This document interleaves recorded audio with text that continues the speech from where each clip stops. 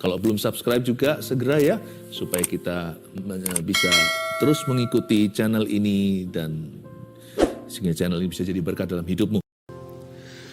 Ketika kami memuji dan menyembah-Mu, kami rasakan suasana sorgawi ada di sekeliling kami. Sekalipun kami tidak melihatnya, kami tahu bahwa malaikat-Mu ada di sekeliling kami. Saat kami memuji dan meninggikan-Mu, Tuhan bertata di atas pujian umat-Nya. Tuhan, ingatkan kami bahwa bumi ini bukanlah rumah kami selamanya. Ingatkan kami agar kami beroleh hati yang bijaksana. Bahwa suatu saat nanti kelak kami akan ke sorga. Jangan biarkan kami lupa dan tenggelam dalam keseharian. Sampaikan sabda-Mu, beri kami visi yang sangat jauh, yang maha tinggi. Agar hidup kami tidak bosan-bosannya mengikut Tuhan. Terima kasih Bapa. Sembunyikan hamba-Mu di balik salib-Mu. Di dalam nama Tuhan Yesus. Yang percaya katakan, amin. Puji Tuhan. Mari kita ambil Alkitab kita. Dan mari kita bicara tentang sorga. Iya, kalau kita itu akan ke sorga suatu hari, jikalau kita sudah mengenal Yesus, kita punya hidup yang kekal, kita tidak akan binasa. Lalu mengapa kita kok nggak pernah membicarakan soal sorga? Sekali-kali perlu untuk mengingatkan kita bahwa rumah atau dunia di mana kita tinggal sekarang ini bukanlah kekekalan. Supaya kita tidak pernah lengah. Jangan satu hari pun hidup kita itu menjauh dari Kristus. Karena hidup ini memang adalah ujian, ada banyak pencobaan. Tapi upah pahala kita itu besar bersama dengan Tuhan di sorganya yang mulia. Mari bicara tentang sorga, Yesaya pasal 26 ayat 1-4. Ini adalah sebuah nyanyian puji-pujian karena kelepasan dan penghakiman yang diberikan Allah. Tapi di dalamnya tersirat sedikit preview.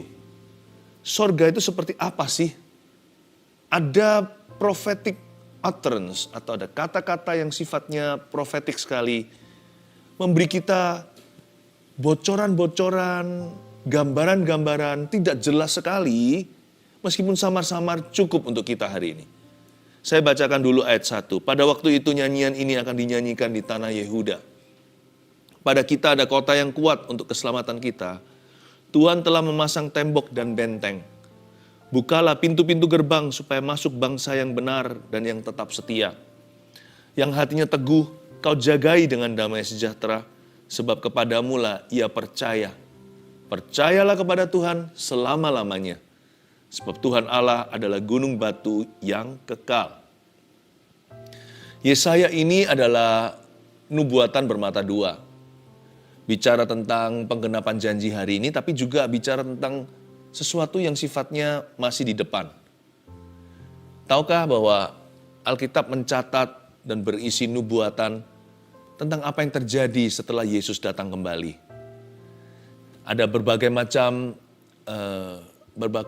detil-detil yang mungkin kalau kita baca Alkitab sekilas saja kita tidak menangkap. Nanti ada kerajaan 1000 tahun, ada Yerusalem yang baru, nanti ada langit yang baru, bumi yang baru di kitab Wahyu. Udah, lain kali aja saya detil-detilnya jelaskan ya. Dan nanti kalau ada kesempatan, jikalau Tuhan kehendaki, suatu saat nanti saya kupas lebih dalam lagi apa kata Alkitab tentang sorga. Tapi for now, sekarang cukup little glimpses. Atau cukup sekedar mengintip sedikit-sedikit saja. Asal membuat hati kita hari ini diteguhkan bahwa Tuhan itu belum selesai dengan hidup kita. Dan bahwa hidup kita di dunia ini bukan selamanya. Jadi jangan cepat putus asa. Don't give up hope. Janganlah hidupmu tanpa pengharapan. Ayat 1, pada waktu itu. Nyanyian ini akan dinyanyikan di tanah Yehuda. Pada waktu apa?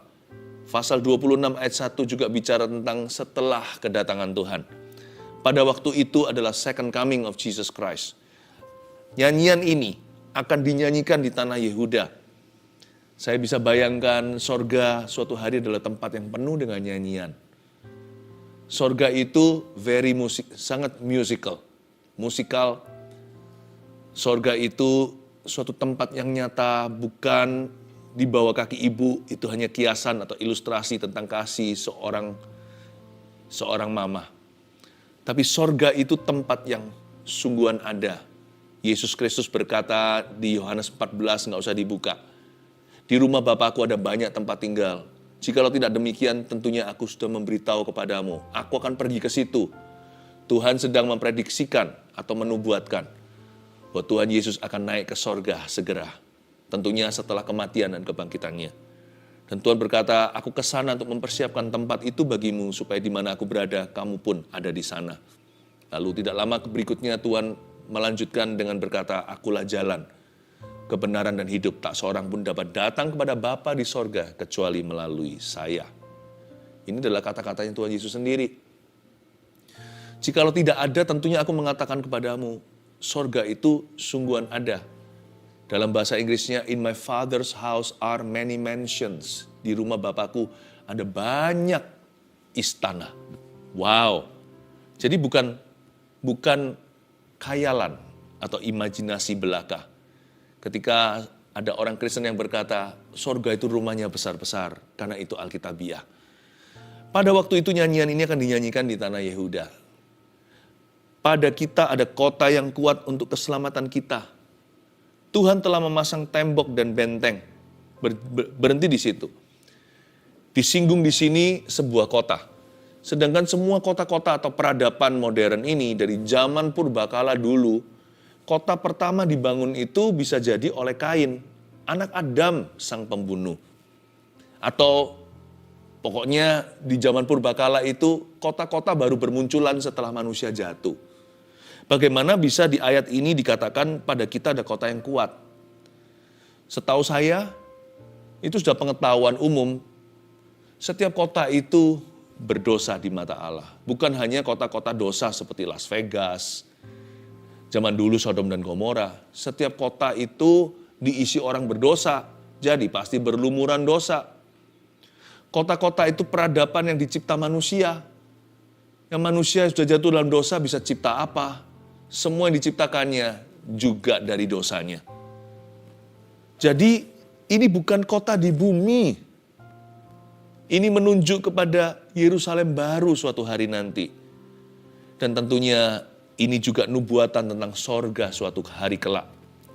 Pada kita ada kota yang kuat untuk keselamatan kita. Berarti kota ini adalah untuk orang-orang yang sudah diselamatkan oleh darah Yesus. Mana lagi kalau bukan sorganya yang baka. Pada kita ada kota yang kuat untuk keselamatan kita. Tuhan telah memasang tembok dan benteng. Di kota itu nggak ada pencuri, nggak ada perampok, tidak ada perzinahan, tidak ada dosa lagi. Tuhan memasang tembok terhadap iblis, benteng terhadap dosa. Kota yang amannya 100%, tidak ada pencuri, pikiran jahat pun tiada. Kata sumpah serapah, semua sudah dijauhkan dari lidah bibir penduduknya. Ini bukan kota sembarangan. Ini bukan kota peradaban di bumi. Ini adalah kota peradaban di dalam sorga. Kalau kita baca di Alkitab, waktu Menara Babel mau dibangun itu kan mereka sok-sokan. Wah, di tanah Sinear itu mereka hendak menciptakan sesuatu yang menyaingi Tuhan. Manusia dalam keangkuhan berkata, I don't need you. Seperti menuding ke sorga dan berkata, sudah cukup, kami tidak membutuhkan engkau, ya Tuhan. Tetapi dalam kekuatan mereka, semuanya berujung kehancuran. Kayaknya yang bisa bangun kota sungguhan itu yang sempurna hanyalah Tuhan. Jikalau bukan Tuhan yang mengawal kota, sia-sialah kita menjaganya. Mazmur 127 berkata dengan jelas, jikalau bukan Tuhan yang membangun rumah, sia-sialah kita membangunnya. Pada kita di sini siapa? Orang yang sudah diselamatkan. Pada kita ada kota yang kuat untuk keselamatan kita. Bahkan gereja aja tidak sempurna. Sebab di dalam gereja tetap ada orang yang pura-pura. Ini bukan kota agamawi, isinya hanya Kristiani. Atau agama tertentu yang jadi mayoritas. Pada kita ada kota yang kuat untuk keselamatan kita. Bicara soal keselamatan, bukan roh agamawi. Sedangkan gereja aja yang isinya semuanya Kristiani. Nggak tentu semuanya sudah selamat. Nggak semua lahir baru. Suatu hari kelak, Tuhan masih akan berkata, aku tidak mengenalmu. Padahal mereka melakukan pelayanan. Padahal mereka mengaku bahwa Tuhan itu jalan di kota mereka. Dan makan minum bersama dengan mereka. Nggak menjadi jaminan jikalau kita sembarangan ambil perjamuan di gereja atau perjamuan kudus itu bahwa semua pasti diselamatkan. Ini bukan kota di dunia, bahkan bukan gereja. Kota yang isinya semua orang diselamatkan 100% sempurna pada kita. Ada kota yang kuat untuk keselamatan kita. Tuhan telah memasang tembok dan benteng. Ini kota sorgawi. Tulis poin nomor 1. Sorga adalah kota yang sempurna pada orang percaya. Tahukah, jikalau Anda dan saya percaya Yesus sungguh-sungguh hari ini, sorga itu milikmu dan sorga itu bukan di kaki ibu. Sorga itu ada di mana hanya Tuhan tahu, tapi kita mati akan ke situ. Atau Tuhan datang kembali pada waktu itu nyanyian ini akan dinyanyikan di tanah Yehuda. Kalau Tuhan datang kembali kita masih hidup, kita belum mati. Kita akan diubahkan, kata Paulus dalam suratnya di Perjanjian Baru. In the blink of an eye, dalam sekejap mata, ganti tubuh mulia, tanggalkan kemah dosa. Jadi kita orang percaya harus percaya. Namanya orang percaya, kok nggak percaya? Kita orang percaya harus percaya bahwa kita akan masuk ke sorga. Dan sorga itu benar-benar ada, bukan tempatnya roh gentayangan kita dalam tubuh kemuliaan. Bahwa kita yang sudah percaya sama Yesus, jelas-jelas di kitab Injil bunyinya begini. Supaya barang siapa percaya kepada Dia tidak binasa, melainkan beroleh hidup yang kekal. Coba bayangkan, apa maksudnya beroleh hidup yang kekal? Bahasa sekolah minggu aja, bahasa anak kecil, masuk sorga. Di 1 Yohanes, surat Yohanes, ditulis begini, dan inilah tandanya kalau orang itu sudah percaya, bahwa dia yakin akan kehidupan kekalnya. Berarti orang yang percaya jangan hanya percaya Yesus, kita juga harus percaya apa yang dikandung di dalam iman kita saat kita memberikan hati kita kepada Tuhan Yesus. Janji apa yang terkandung dalam iman keselamatan? Yang pertama, selain pengampunan dosa, bahwa dosa kita diampuni dan nama kita tertulis di kitab kehidupan. Yang ke-1 tentunya, kita harus yakin bahwa kalau kita mati, kita akan masuk ke sorga karena dosa kita sudah diampuni. Bukan semoga diterima di samping Allah yang Maha Kuasa. Nggak usah pakai kata semoga. Nggak perlu kata maybe. Mungkin sudah dihapuskan. Karena yang ada adalah kepastian. Blessed assurance. Suatu keyakinan kepastian. Bahwa orang percaya yang meninggal dunia atau sampai Tuhan datang jikalau kita belum mati. Orang itu adalah orang yang sudah diselamatkan. Diselamatkan dari api neraka, dari maut, dari hukuman kekal, dari hukuman dosa, dari lautan api. Dan jikalau kita mati, kita sudah tidak akan bertemu dengan kerajaan maut. Pada kita ada kota yang kuat. Pada kita, ada kata pada kita. With us, for us, belonging to us. Bersama kita itu artinya pada kita. For us itu untuk kita. Belonging to us itu menjadi milik kita. Pada kita ada kota yang kuat. Sorga itu ada padamu. Bukan di kaki ibu. Sorga itu pada orang percaya. Percaya pada Yesus. Makanya itu sebuah kebodohan besar jikalau kita mengkhianati atau menjual Tuhan demi karir. Demi popularitas. Demi harta duniawi. Apapun dengan apapun engkau dan aku menggantikan Yesus, itu kerugian kekal. Makanya itu Yesus berkata sama murid-muridnya ketika mereka senang, setan-setan takluk atau mujizat terjadi. Tuhan berkata ini sementara, itu juga kemuliaan Allah. Tapi janganlah taruh hatimu di sini. Karena yang penting adalah, atau yang terutama, berbahagialah karena namamu tertulis di kitab kehidupan. Itu ya berkat yang tak terhingga, gak bisa dibeli dengan uang. Emas, perak, permata, tiada harganya. Dibandingkan keselamatan jiwa kita, itu mujizat terbesar. Sorga adalah kota yang sempurna pada orang percaya. Saya suka membayangkan sorga dengan kota-kota yang ada di dunia atau kota-kota kenamaan. Tentunya bagaimanapun kita bandingkan sorga dengan kota manapun, Karena seperti yang saya katakan tadi, kota di dunia ini nggak ada yang sempurna, semua itu baru bermunculan setelah manusia jatuh dalam dosa. Mau dibandingkan sama kota manapun juga lesu, pucat dibandingkan dengan sorga yang beneran. Apapun gambaran kita nggak akan bisa mendekati aslinya, karena Alkitab tidak menjelaskan secara terperinci sorga itu seperti apa, tidak sejelas-jelasnya, samar-samar saja. Mungkin karena pikiran kita nggak mungkin bisa menangkapnya. Kalau semua pewahyuan tentang sorga dibuat jelas, jebol ini otak kita. Karena kita nggak bisa bayangkan. Apapun yang di sana itu tiada bandingan. Apapun yang di sini nggak ada satupun yang menyerupai. Tapi saya suka membandingkan just for fun. Ini bahasa saya ya, maklumi semua kekurangan. Saya bayangkan sorga itu amannya seperti Swiss. Romantisnya seperti Paris. Bersihnya itu kayak Osaka, Jepang sana. Indah alamnya, aduhai, seperti Kanada. Tapi semua yang saya sebutkan tadi, bahkan lebih dari itu semuanya pucat lesu dibandingkan sesungguhnya. Kalau saya bisa bayangkan gitu, saya nggak terlalu keberatan sih kalau rumah saya nggak terlalu bagus di dunia ini. Mobil saya nggak seberapa. Harta benda bukan gimana. Saya nggak menggila seperti orang dunia yang kejar segala sesuatu dan halalkan segala cara. Kalau perlu, keluarganya semua dijual di atas mesbah atau altar keberhasilannya. Nggak apa-apa sih.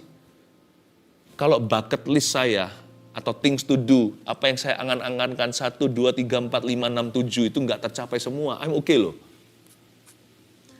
Makanya saya suka untuk menyerahkan masa mudaku untuk Kristus. Karena itu investasi yang kekal. Saya nggak usah merasa, orang muda seperti kata pengkhotbah. Bersenang-senanglah, berfoya-foyalah. Ingatlah bahwa Tuhan akan menyeretmu ke pengadilan. Saya nggak mau begitu. Orang muda semuanya itu habis-habisan. Kalau di negara barat, sebelum menikah mereka bachelor partinya gila-gilaan. Seolah-olah setelah ini masuk penjara, yaitu nikah. Saya nggak mau begitu, nggak mau ikut-ikutan. Bukan fanatik sih, bukan. Tapi saya punya visi kekekalan. Nggak apa-apa gitu loh. Kalau saya bukan jadi nomor 1 di dunia, asal saya melayani Tuhan yang nomor pertama. Saya nggak akan mudah iri. Karena nggak tentu orang yang berhasil di bumi ini bahkan masuk ke sorga. Kalau kita nggak hati-hati loh ya, Tuhan nggak anti tipe-tipe tertentu. Tapi Tuhan memperingatkan orang kaya susah masuk kerajaan sorga.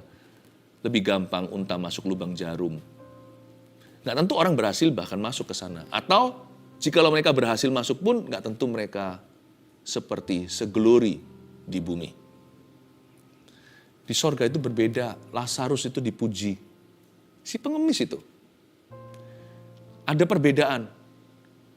Ada nilai tukar. Makanya itu saya mau tukarkan hidupku yang 1 koin ini untuk kemuliaan Tuhan. Karena saya tahu nanti di sana itu adalah mahkota kemuliaan. Tapi kalau saya kejar mahkota di sini dan meninggalkan Tuhan, nanti di sana saya jadi apa? Ini bukan pikiran anak sekolah minggu loh ya. Upahmu besar di sorga lalu gimana? Bukan. Pasti nggak seperti yang kita bayangkan. Pasti melampaui maksudnya. Tapi saya nggak akan frustrasi dengan hidup ini. Saya nggak akan. Asal saya melaksanakan kehendak Tuhan sebaik-baiknya, asal saya mengabdi pada Kristus, saya nggak takut kok jikalau saya tidak menikmati segala sesuatu di bumi. Akan tiba saatnya. Hidup kita 780 dekorasinya semua penderitaan ini, kata Musa. Dibandingkan dengan 80 tahun kali 80. 80 tahun kali 80 tahun lagi, coba bayangkan kekekalan. Lalu kali 800 tahun. Lalu kali 8 miliar tahun. Itu pun ditelan kekekalan. Kekekalan itu artinya end to end-nya nggak bisa kelihatan alfa omega itu selama-lamanya. Apa artinya 80 tahun saya di sini taat? Apalagi kalau kita bertobatnya sudah usia tua. Tinggal berapa tahun saja, jangan sia-sia. Kejarlah harta di sorga. Bukankah Yesus berkata begitu? Bukan berarti kita nggak kelola. Bukan berarti kalau di sini kita ngalir saja, nggak punya perencanaan. Juga enggak sih, talenta itu harus dikelola 1, 2, atau 5. Tapi jangan kita itu kesurupan. Hati ini jangan sampai dirasuki. Serakah, lupa Allah. Lalu hidup bagi diri sendiri. Kalau kita memang punya bucket list atau things to do, apa yang kita mimpikan, kita mau lakukan. Pastikan carilah dulu kerajaan sorga dan kebenarannya. Lalu nomor berikut-berikutnya, 3, 4, 5, 6, 7, dan seterusnya. Segala sesuatu yang benar, mulia, layak dipuji. Semua yang disebut kebajikan.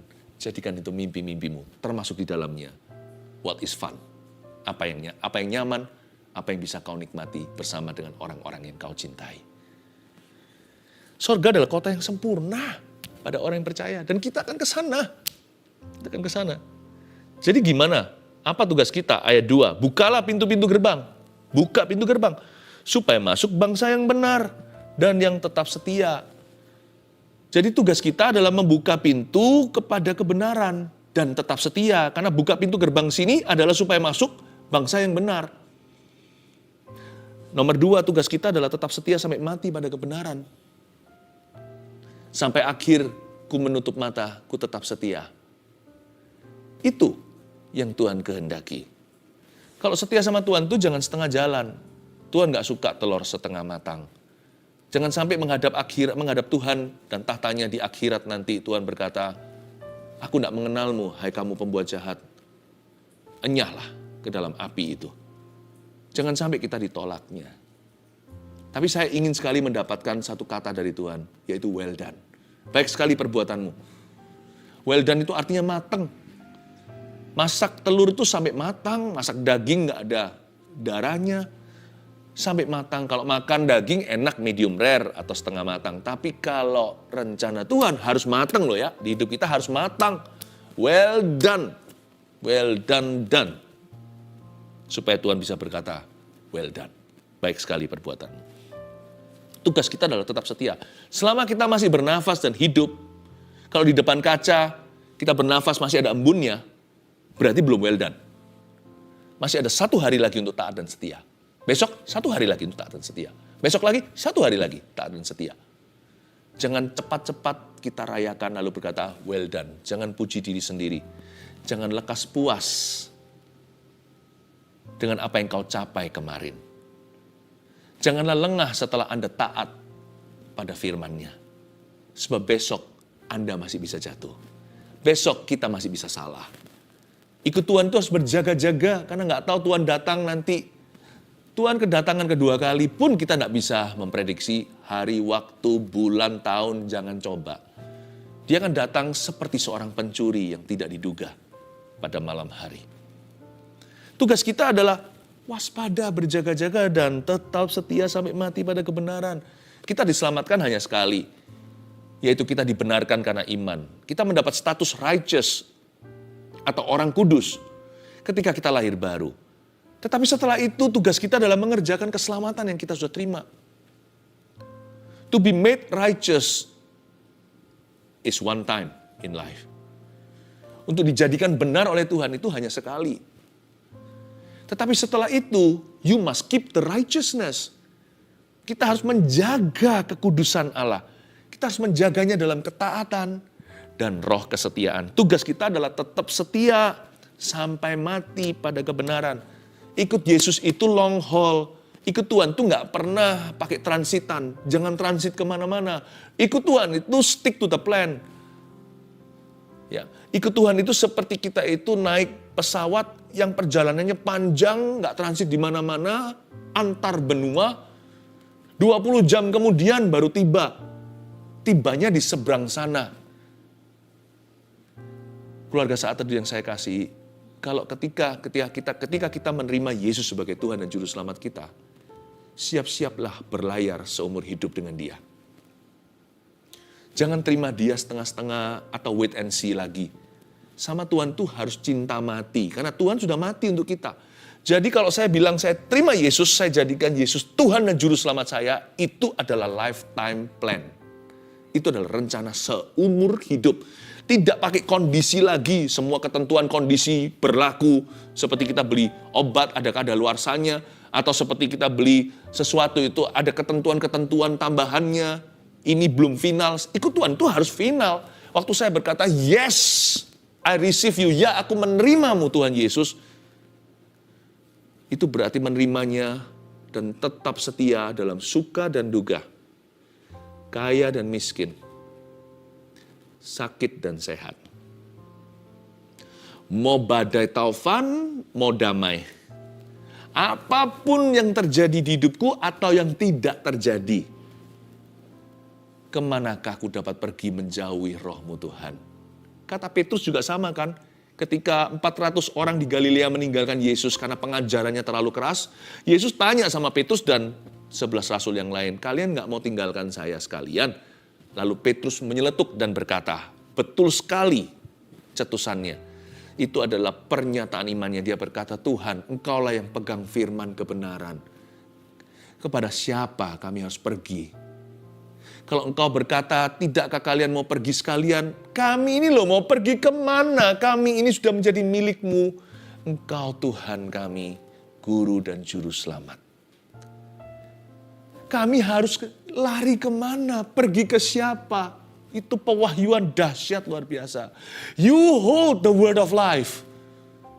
Engkaulah yang memegang kata-kata kehidupan. Firman-Mu itu hidupku. Dan Engkaulah jalan kebenaran. Bahkan Engkaulah hidupku. Aku mau lari kemana?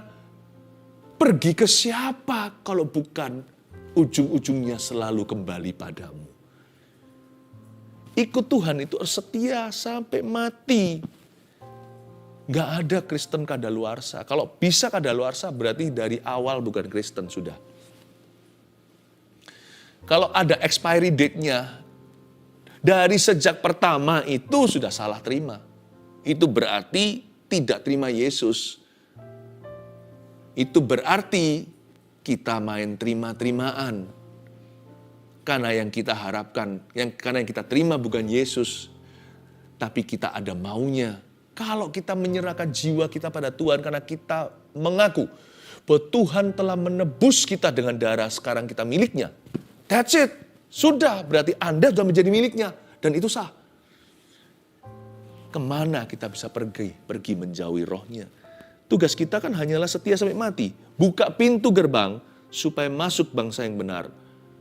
Dan yang tetap setia. Sorga diisi dengan orang-orang yang begini. Orang-orang yang cinta mati sama Tuhan. Orang-orang yang, gua mau kemana? Kalau enggak ke Yesus Kristus, saya mau kemana? Sorga diisi dengan orang gitu. Bukan orang-orang yang ngaku aku Kristen. Tapi orang-orang yang menaruh Yesus di dalam hati dan jiwanya. Udah, enggak bisa kemana-mana. Sorga isinya gitu. Buka pintu gerbang. Supaya masuk ke sorga orang-orang yang demikian. They who have been made righteous and who have kept their righteousness. Orang-orang yang telah dibuat benar atau dibenarkan oleh Tuhan karena iman mereka kepada Yesus. Dan orang-orang yang menjagai righteousness atau kebenaran itu dengan segenap hatinya. Bukan berarti orang-orang ini gak pernah salah, gak pernah dosa, bukan. Tapi orang-orang ini berjuang untuk tetap setia. Dan Tuhan hargai itu sebagai mahkota. Ayat 3. Yang hatinya teguh, kau jagai dengan damai sejahtera, sebab kepadamulah ia percaya. Ini loh cara menjaganya. Yang hatinya teguh di sini bahasa Inggrisnya, whose mind is stayed on you. Bagus ya. Yaitu yang pikirannya, kalau Inggrisnya pakai kata pikiran, Indonesianya hati, saling melengkapi. Yang hatinya teguh, baru kau jagai dengan damai sejahtera. Caranya gimana kita menjaga kebenaran dan menjaga damai sekalian? Caranya adalah hati kita mesti teguh. Bahasa Inggrisnya, pikiran kita harus kerasan pada Tuhan. The mind is stayed on Christ. The mind is staying with Christ. Pikirannya itu loh, tertuju pada Kristus dan tinggal dalam Tuhan. Gak lari ke kiri kanan. Orang yang begitu, kau jagai dengan damai sejahtera. Kata damai sejahtera di sini dalam bahasa Inggrisnya, perfect peace. Bukan hanya damai sejahtera, saling melengkapi bahasa Indonesianya. Sebenarnya kata damai sejahtera itu lengkap loh. Damai itu semua orang bisa rasa. Waduh, damai aku, enak ya. Pemandangannya, kita pergi ke pegunungan, rasa damai. Atau di tengah lautan lagi mancing itu berapa orang merasakan kedamaian. Tapi hanya Tuhan yang bisa provide atau bisa menyediakan damai plus sejahtera. Damai sejahtera ini artinya perfect peace-nya. Damainya itu sempurna. Itu hanya bagi orang yang pikirannya kerasan sama Tuhan, yang tinggal bersama dengan Tuhan. Itu hanya bagi orang yang hatinya teguh pada Yesus Kristus dan tidak goyah. Sebab kepada mula ia percaya. Rugi kan? Jadi anak Tuhan tapi nggak punya damai sejahtera. Makanya itu nomor 3. Kalau kita tahu kita itu mau ke sorga suatu hari, apapun yang terjadi jangan sekarang dikalkulasi. Nomor 3, milikilah damai sejahtera yang sempurna sekarang juga. Rugilah, toh suatu hari ke sorga. Worst come to worst, skenario terburuk, kita masuk sorga. Itu skenario terburuk loh. Apapun terjadi, mau di sini kita kecolongan sesuatu atau teledor, saya nggak meremehkan ketaatan lalu bagi orang-orang yang suka mempermainkan Tuhan dan gampangnya berkata sekali selamat terus selamat. Saya juga nggak mau entertain the idea, saya juga tidak mau kompori orang-orang yang berkata, oh nggak bisa, kamu mau masuk surga harus performa. Mau masuk ke surga harus sempurna. Orang seperti itu juga tidak menghargai kasih karunia. Dia lupa dia siapa. Mana bisa kita masuk ke sana itu karena kesempurnaan kita. Coba siapa berani angkat tangan? Sana layak masuk surga. Lepas dari Kristus dan pengorbanannya karena dirinya sendiri hebat. Karena dia nggak pernah sama sekali buat salah. Karena dia orang yang sempurna. Nggak ada yang berani angkat tangan. Siapa yang angkat tangan berarti orang itu berdusta. Saya nggak mau masuk ke perdebatan itu ya. Tapi ingat ya, kalau kita itu tahu skenario terburuk orang-orang yang sungguh-sungguh sudah percaya itu paling buruk masuk ke sorga. Karena hidup adalah Kristus.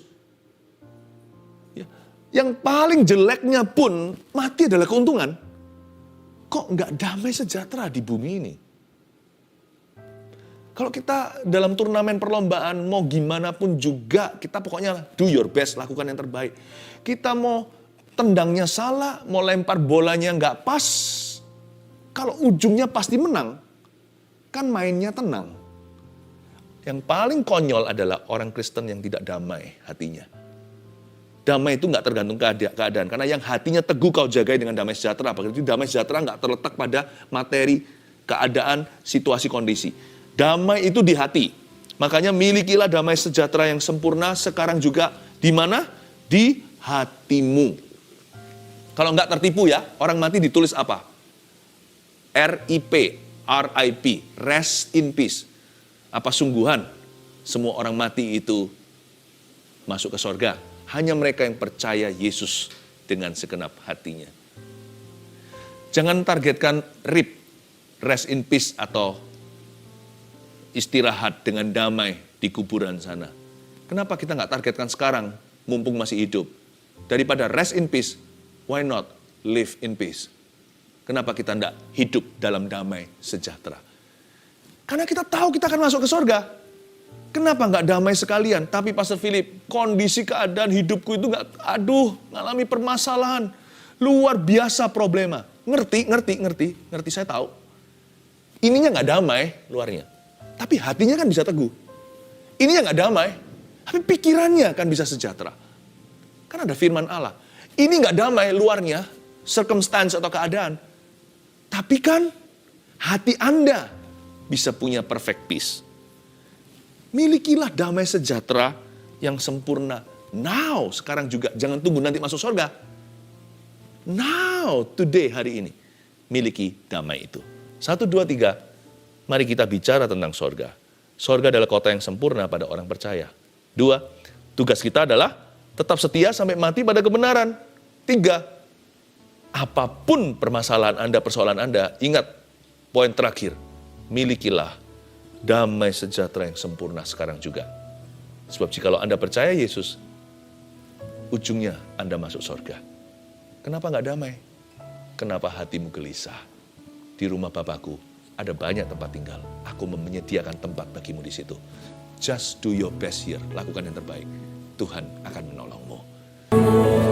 Mari kita semua mengangkat tangan kita. Terimalah damai sejahtera, perfect peace. Setiap jemaat keluarga saat teduh yang tercinta, all of you have peace. Termasuk yang gak bisa tidur, perlu pil tidur dan penenang, please have peace. Anda tidak akan butuh itu semuanya. Terimalah berkat Allah Bapa, Putra, Roh Kudus menyertaimu. Di dalam nama Yesus Kristus sampai Maranatha. Haleluya. Amin. And there I find you in the mystery. In